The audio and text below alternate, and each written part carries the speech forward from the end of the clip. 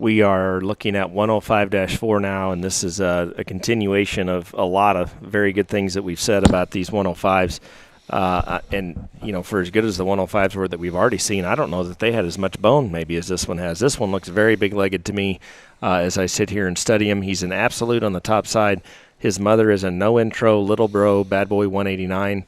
I've talked a couple times about this Little Bro sow. She would be a mate to the Reserve Division I cross at Houston back in that very first crop of Little Bros. Good stuff on the bottom side. I think there's a lot to like about this pig on the top side.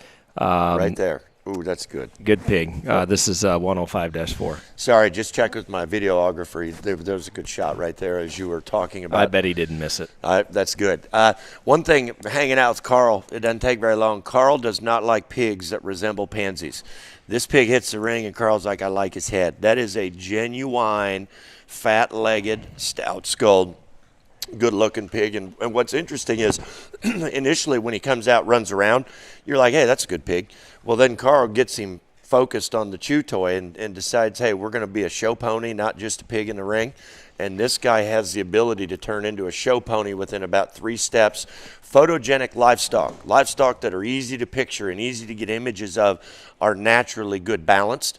And for that guy's feature and stoutness and width to be that proportionally well balanced and photogenic is hard to do.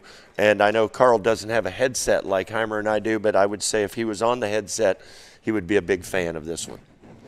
Yeah, and good pig, you know, and for we've talked a lot about heads on this pair, and this one, I think there's such a delicate, fine line between too stout of a skull on a showbearer, you know, too much stoutness, too much feature, and still having enough of that look, that presence.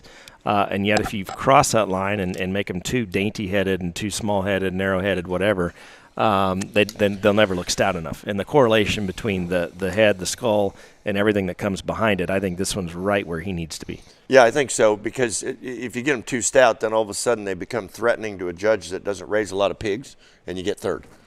You know, and so you've got to hit the wide cross-section of judges that you may show to throughout a year, and I still think that pig's throat and jawline read cute enough with a big wide stance between his eyeballs.